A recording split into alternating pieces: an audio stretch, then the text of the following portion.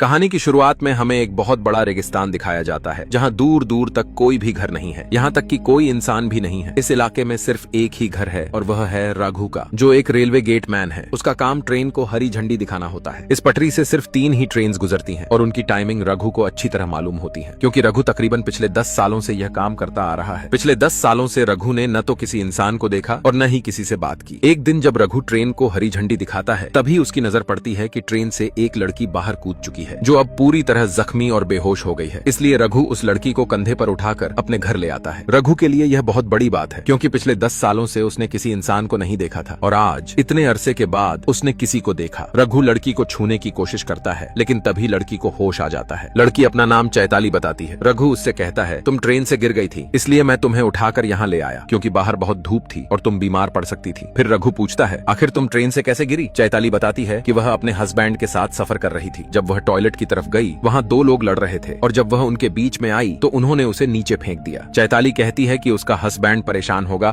और उसे ढूंढ रहा होगा। वह किसी भी वक्त यहाँ आ सकते हैं, लेकिन पहले उसे उन तक पहुँचना है। रघु कहता है कि यहाँ दूर दूर तक कोई घर नहीं है और न ही जाने का कोई जरिया है। अगर तुम्हारे हस्बैंड तुम्हें ढूंढने आएंगे तो वहीं आएंगे, इस वजह से तुम्हें यहीं रुकना चाहिए। लेकिन चैताली इसकी बात नहीं मानती और अकेली ही रेगिस्तान में निकल पड़ती है। बहुत दूर जाने के बाद चैताली को अचानक से चक्कर आते हैं और वह बेहोश होकर गिर जाती है। रघु उसका पीछा कर रहा था और अब वह उसे उठाकर अपने घर वापस ले आता है। चैताली के पैर में जो चोट लगी थी, रघु उस पर मरहम लगाता है। कुछ देर बाद उसे होश आता है तो रघु उसे समझाता है, तुम यहाँ से नहीं जा सकती, तुम अपने हस्बैंड को यहीं आने दो। लेकिन चैताली रघु पर बिल्कुल भी भरोसा नहीं करती, क्योंकि वह किसी अनजान के साथ ऐसे रात नहीं बिता सकती। अगर इसने कुछ गलत हरकत करने की कोशिश की तो वह कुछ भी नहीं कर सकती। अब कुछ देर में रात हो जाती है और चैताली जैसे तैसे सो जाती है, लेकिन बार बार उठकर रघु को देखती है जो फर्श पर सो रहा होता है। रघु को लगता है कि शायद चैताली अनकंफर्टेबल है, इसलिए वह घर से बाहर चला जाता है। चैताली जब देखती है कि रघु बाहर चला गया, तब जाकर वह सुकून की नींद सोती है। अगली सुबह रघु अपनी डेली रूटीन स्टार्ट करता है। वह सुबह 4:30 पर उठता है, दूर से पानी लाता है और एक ट्रेन को हरी झंडी दिखाता है। रघु चैताली को बताता है कि उसने पिछले 10 सालों से किसी इंसान से बात नहीं की, उसे बात करना पसंद है। चैताली भी अब रघु पर धीरे धीरे भरोसा करने लगती है, क्योंकि रात को उसने कुछ भी गलत नहीं किया। रघु कहता है, मैंने तुमसे एक बात छुपाई है। चैताली कहती है, क्या? वह बताता है कि जब ट्रेन आती है तो मेरा टेलीफोन बजता है। दरअसल वह टेलीफोन सिर्फ इनकमिंग होता है, इसे आप किसी को कॉल नहीं कर सकते। जो कॉल आते हैं उनसे ही बात कर सकते हो। अगली बार जब यह टेलीफोन बजेगा, मैं उन्हें तुम्हारे बारे में बता दूंगा, जिससे तुम्हारा हस्बैंड तुम्हें आसानी से ढूंढ लेगा। कुछ ही देर बाद टेलीफोन बजता है और जब रघु चैताली के बारे में बताने वाला होता है, तभी चैताली अचानक कॉल कट कर देती है। चैताली बताती है कि उसे ट्रेन से नहीं फेंका गया, बल्कि उसने खुद ट्रेन से कूदकर भाग जाने का फैसला किया, क्योंकि वह अपने हस्बैंड से भाग रही थी। वह एक साइकियाट्रिस्ट है और उसने ही उसके हस्बैंड का इलाज भी किया है। इसके बाद चैताली अपनी सारी पिछली स्टोरी बताने लगती है। वह कहती है कि कुछ साल पहले सिंचू नाम का एक पेशेंट उसके पास आया, जो काफी डिप्रेशन में था, क्योंकि उसकी वाइफ ने सुसाइड कर लिया था। यह सदमा सिंचू बर्दाश्त नहीं कर पाया और उसकी वजह से वह डिप्रेशन से बाहर नहीं आ पा रहा था। इसलिए चैताली ने उसका इलाज किया। लेकिन यह ट्रीटमेंट इतना आसान नहीं था, क्योंकि यह चैताली का पहला केस था। इसलिए उसने सिंचू को ज्यादा वक्त दिया। धीरे धीरे सिंचू नॉर्मल होने लगा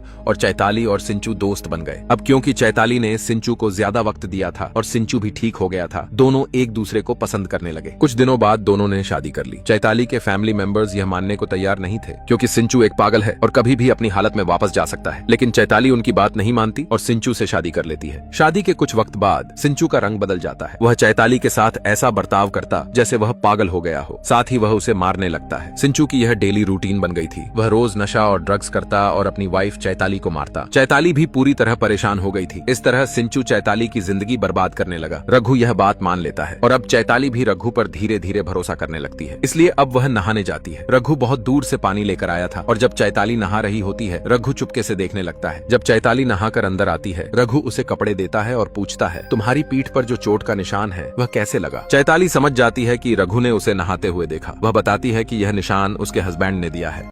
फिर वह अपनी फ्लैशबैक स्टोरी कंटिन्यू करती है। कहती है कि उसने काफी दिनों तक सिंचू का टॉर्चर झेला। एक दिन उसे सिंचू की डायरी मिलती है, जिसमें सब कुछ लिखा था। डायरी पढ़ने के बाद चैताली को पता चलता है कि सिंचू की वाइफ ने सुसाइड नहीं की थी, बल्कि सिंचू ने ही अपनी वाइफ को मारा था। साथ ही उसने हॉस्पिटल की एक नर्स को भी मारा था, जो डायरी में लिखा था। तभी सिंचू वहाँ आ जाता है। वह चैताली को डायरी पढ़ते हुए देख लेता है और उसे बहुत मारता है। पुलिस से बचने के लिए सिंचू चैताली को अपने साथ ट्रेन से कहीं ले जा रहा होता है और इसी बीच चैताली ने ट्रेन से जंप लगा दिया था। इसके बाद कहानी प्रेजेंट प्रेजेंट में आ जाती है। चैताली ने अपनी सारी कहानी बता दी होती है। यह सारी स्टोरी सुनने के बाद रघु कहता है, मेरा भी इस दुनिया में कोई नहीं है और तुम्हारा भी, हम यहाँ आराम से जिंदगी जी सकते हैं। लेकिन चैताली को समझ नहीं आता कि रघु असल में क्या कहना चाहता है। तभी ट्रेन का वक्त हो जाता है और रघु झंडी दिखाने के लिए चला जाता है। इसके बाद चैताली रघु का हाथ संभालने लगती है। वह उसके लिए खाना बनाती है और उसके रूम की साफ सफाई भी कर देती है। तभी चैताली के हाथ कुछ ऐसा लगता है कि वह पूरी तरह से हैरान हो जाती है। उसे न्यूज़पेपर की कुछ कटिंग्स मिलती हैं, जिसमें लिखा होता है कि एक शख्स 4 लोगों को मारकर फरार हो गया था। चैताली को यह भी पता चलता है कि रघु ने किसी दूसरे रघु की आइडेंटिटी चुरा ली थी, जो पहले इसी लेवल क्रॉसिंग पर गेटमैन के रूप में काम करता था। यह सारी चीजें देखने के बाद चैताली रघु की तरफ चाकू लेकर बढ़ती है, लेकिन तभी रघु कहता है, तुम्हें डरने की कोई जरूरत नहीं है, मैं तुम्हें सारी सच्चाई बताता हूँ। उसके बाद रघु की स्टोरी फ्लैशबैक में जाती है। वह अपनी स्टोरी बताता है, मेरी माँ ने मेरे लिए एक लड़की पसंद की थी और पहली मुलाकात में मैंने उसे अपनी सारी सच्चाई बता दी। मैंने उसे बताया कि मैं एक लड़की से प्यार करता था, लेकिन उसने मुझे धोखा दे दिया और एक अमीर आदमी से शादी कर ली। और जिस लड़की से मैं शादी करने वाला था उसका कोई बॉयफ्रेंड नहीं था और वह भी मुझसे शादी करने के लिए मान गई। जिसके बाद मेरी शादी हो गई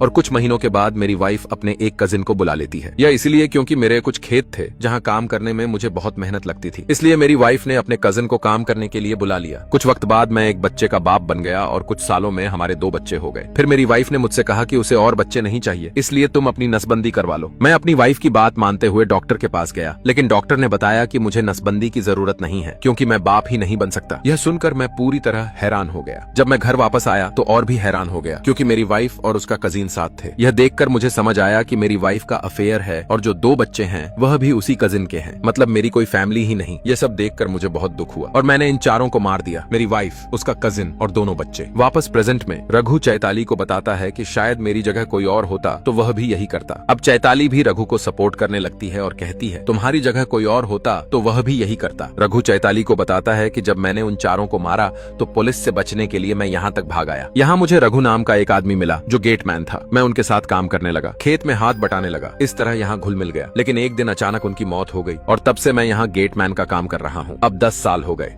चैताली को रघु के ऊपर तरस आता है क्योंकि इस आदमी के साथ बहुत बुरा हुआ है, इसलिए चैताली डिसाइड करती है कि वह कुछ दिन यहीं रहेगी और रघु के साथ वक्त बिताएगी। चैताली काम में हाथ बटाने लगती है। उन्हें पानी के लिए बहुत दूर जाना पड़ता है, लेकिन फिर भी चैताली पानी लेने जाती है। जब वह बहुत दूर पानी लेने जाती है और रघु रेलवे क्रॉसिंग पर होता है, तभी सिंचू अपनी वाइफ को ढूंढते हुए यहाँ आ जाता है। वह रघु से पूछता है, क्या तुमने यहाँ कोई औरत देखी? रघु साफ मना कर देता है और कहता है, मैंने किसी औरत को यहाँ नहीं देखा। सिंचू बताता है कि उसकी वाइफ का ट्रीटमेंट चल रहा है। वह पूरी तरह से पागल है। उसका नाम शिखा है और वह अपनी मर्जी से उल्टी सीधी बातें बोलने लगती है और कहती है, मैं डॉक्टर हूँ, अगर शिखा किसी के साथ है तो उसे जानलेवा खतरा हो सकता है। अगर तुमने उस लड़की को देखा है तो मुझे बता दो। मेरी वाइफ शिखा का ट्रीटमेंट चल रहा है और मेरा नाम डॉक्टर सिंचू है। यह सब सुनने के बाद रघु को समझ नहीं आता कि किस पर भरोसा करे और किस पर नहीं। रघु फौरन उस जगह जाता है जहाँ चैताली पानी लेने गई थी। चैताली को समझ आता है कि उसका हस्बैंड सिंचू यहाँ आ चुका है। चैताली समझाने की कोशिश करती है कि शिखा उसकी वाइफ का नाम है और उसे सिंचू ने मार दिया है। रघु को शिखा पर भरोसा नहीं हो रहा होता, लेकिन चैताली समझ गई होती है। वह कहती है, हम एक काम करते हैं, पुलिस को भूल देते हैं। रघु मना कर देता है और कहता है कि पुलिस यहाँ नहीं आएगी क्योंकि वह खुद एक भागा हुआ मुजरिम है। दोनों वापस जाते हैं और सिंचू चैताली को अपने साथ ले जाने लगता है। जाते हुए चैताली रघु से कहती है, मैं तुम्हारे साथ कुछ वक्त बिताना चाहती थी लेकिन तुमने समझा ही नहीं। यह सुनकर रघु सिंचू से कहता है, तुम अपनी वाइफ को मार ही दोगे, बेहतर है कि तुम उसे मुझे ही दे दो ताकि हम यहाँ खुशी खुशी रह सकें। रघु और सिंचू बात कर रहे होते हैं, तभी चैताली सिंचू पर अटैक कर देती है जिससे वह बुरी तरह इंजर्ड हो जाता है। चैताली रघु से कहती है, मुझे तुम पर भरोसा ही नहीं है। यह सुनकर रघु सिंचू को मार देता है। जब रघु उसे दफनाने जा रहा होता है तो उसकी जेब से एक हॉस्पिटल की स्लिप निकलती है जिसमें लिखा होता है, डॉक्टर सिंचू और पेशेंट शिखा। इसका मतलब है कि साइको कोई और नहीं बल्कि चैताली है, जिसका असली नाम शिखा है और उसका ट्रीटमेंट चल रहा है और डॉक्टर सिंचू उसे ट्रीट कर रहा था। तभी चैताली रघु पर अटैक कर देती है, लेकिन रघु ने ही चैताली को मार दिया। यहाँ एक बड़ी रेवलेशन होती है। असल में साइको रघु था। रघु जिस लड़की से प्यार करता था और जिसने उसे धोखा दिया, उसने अमीर आदमी से शादी कर ली। रघु ने दोनों को और उनके बच्चों को मार दिया था और जिस रेलवे क्रॉसिंग पर असली रघु गेटमैन था उसे भी रघु ने मारा। अब यह आप पर है, आप क्या सोचते हैं? साइको रघु था, चैताली थी या फिर सिंचू? नीचे कमेंट्स में जरूर बताइए। इसी के साथ यह मूवी खत्म होती है।